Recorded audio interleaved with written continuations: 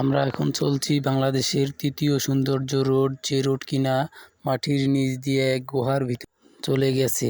যারা যারা এই রোডটা চিনেন না তারা দেখতে থাকেন। আমরা একটু পরেই গুহার ভিতরে যাব। আমরা এখন আছি এই যে ব্রিজ, যে গুহাটায় ঢুকবো সেই গুহার টোল প্লাজায়। এখানে টোলের বিল প্লে করেই আমরা এখন চলে যাব গুহার দিকে আস্তে আস্তে। রোডটা এতই সুন্দর, আপনারা না দেখলেই মিস করবেন। চলে এসেছি আমরা সেই রোডেই, সামনেই দেখতে পারতেছেন গুহা।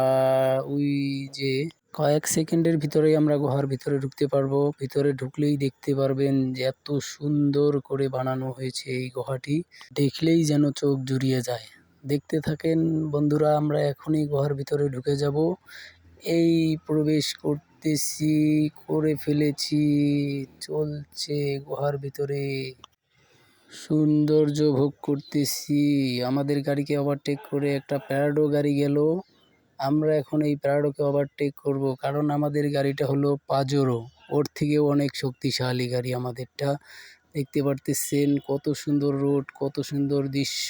আমরা চলে এসলাম প্যারাডোকে ওভারটেক করে। একটু পরেই আমরা বের হয়ে যাব এই গুহার ভিতর থেকে। পুরোপুরি 3 মিনিট লাগে।